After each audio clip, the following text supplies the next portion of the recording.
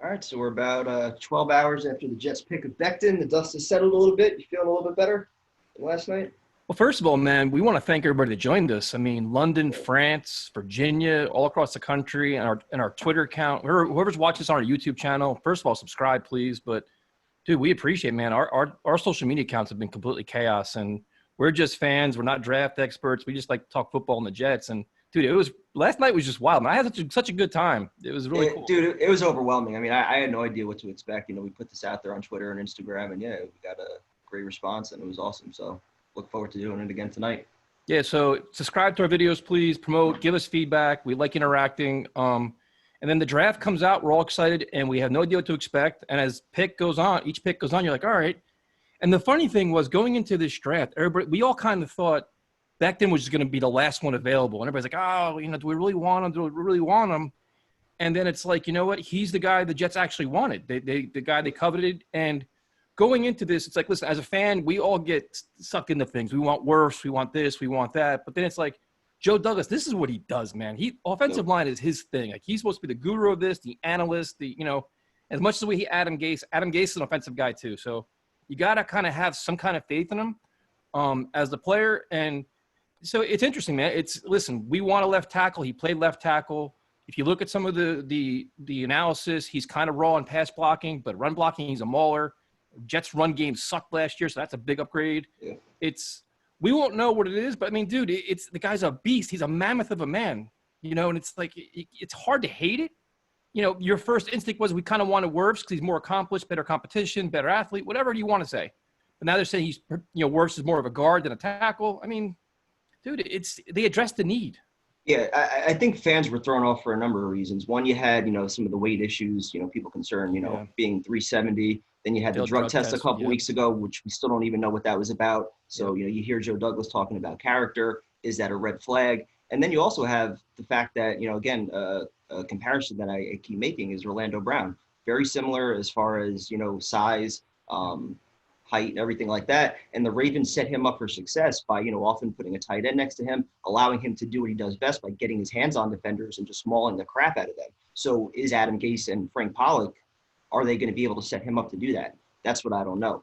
And you kind of look at the way they approach free agency, going after guys like Fant, more athletic types. That's why I didn't see Becton at all. So this kind of surprised me. I'm not saying I don't like it. It just surprised me. Yeah, it surprised me too. And that's why, if you watch our videos last night, I was just like, oh shit, I'm surprised. I just did not think how it played out. To think the Jets would have an option of two guys at 11 shocked me. And, we only listen, I'm not a draft guru. I don't study the tape. I don't do that. I just, look at analysts and reports and do a little research and say, okay, listen, it makes sense. Address the need. The guy's huge. He's coming to a market. And like you said, set him up to succeed.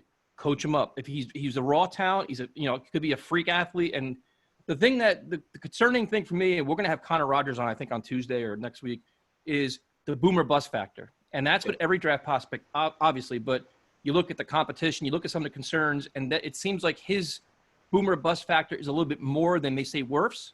Yeah. But at this point, you just got to trust Joe Douglas and say, listen, you could also argue that his ceiling might be a little bit higher too. That's what they said. That's the thing. Like as Jets fans sometimes, and I'm guilty of this, we always take the negative side because we've burned so many times.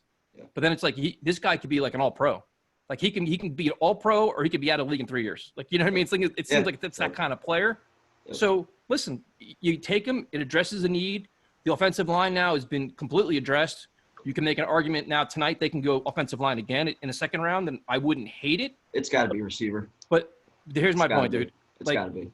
I understand what Joe Douglas is doing, but now it's like, all right, you're addressing the offensive line. You have an enormous need at wide receiver now. Yep. Like it's enormous. Like I'm not disparaging Perryman. I'm not disparaging anything, but you want guys now, which we've been saying for 6 months, to give Sam Darnold today that are here for the next 5 years. Like, you want to start building together. Like, even Crowder has 2 more years, but you have Herndon. You're going to probably draft a running back tonight or tomorrow. I would go tonight if you can find them, because they're all dropping. I'd go 3 receivers. I don't care. But I'm saying, get guys now that we know year in and year out there with us. And this is how you just build your young team. You build around your young quarterback like everybody else is doing. You look at how the Bills, the Ravens, the Browns, they're all giving you guys weapons. Now we got to go wide receiver here.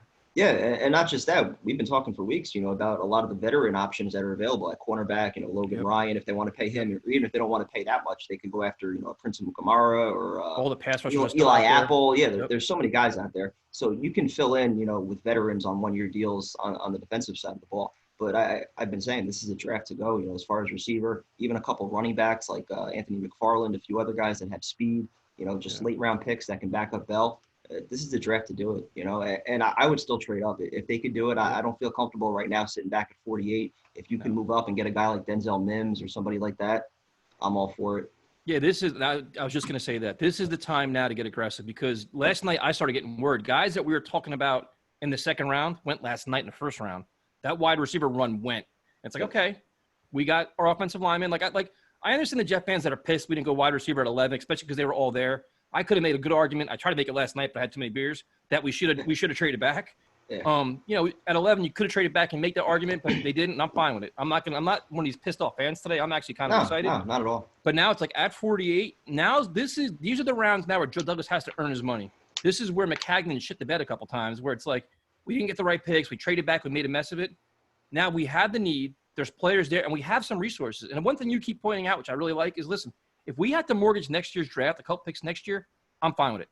Like, if it means a third round next year, move up this year to get our guy in a second round, the receiver that we need desperately, do it. Like, let's not screw around here. Make the move. Be aggressive as shit and get receivers.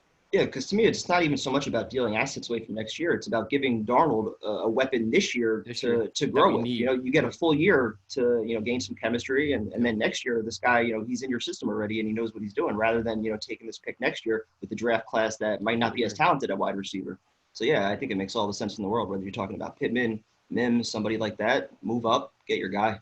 Yeah, and, and that's the whole thing. The goal is, and we talked about it, is to allow this offense to finally open up. Let Sam flourish so we can see what Sam Darnold really is. Like, we all have these high hopes in him. We think he's going to be a superstar, but let him have time in the pocket and give him guys to throw the ball to. Yep. And, we're all talking about all kinds of receivers. And listen, I'm a Notre Dame guy. And the one guy that makes me the most nervous and everyone keeps talking about is Chase Claypool. Right? Yeah.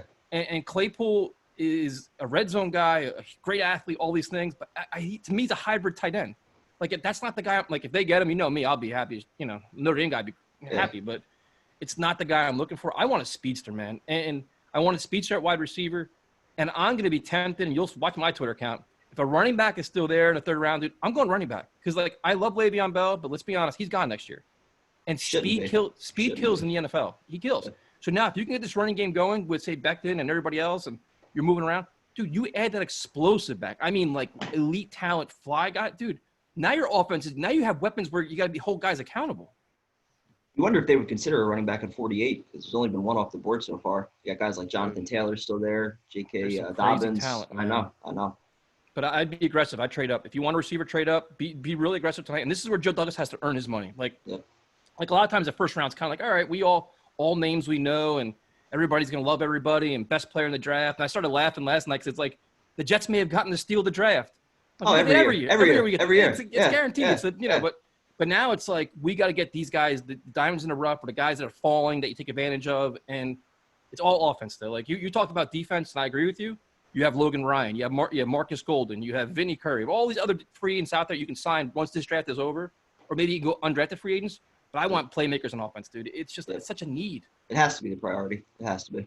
So. Yeah, so we'll see. Like I said, at this point, like if you're a Jets fan today, like waking up angry, I'm like, dude, like you dressed a hole, man. The guy. I understand like the initial reaction, just because like we spent months talking about all these prospects, and I think that over the last couple of weeks, a lot of fans rightfully developed some hesitations about taking Becton. But Douglas obviously did his due diligence, and this is supposed to be his area, so all you can do is trust him, and until he's putting on a uniform. No, I agree. Like, listen, we're not analysts, man. So, I was surprised. I kind of wanted worse. I could have said trade back and get a receiver or whatever else. It didn't happen, but I woke up like I understand it, and we all move on. Yep. That's it. So tonight, man, you ready for tonight or what? I don't know. If they go defense, I'm still going to be pissed. Well, make sure if you're watching this video, subscribe to our YouTube channel. We're on Instagram and Twitter, @TalkJetsRadio, and we'll have some fun. All right, sounds good, man. Talk to you guys then. Later, dude. Later.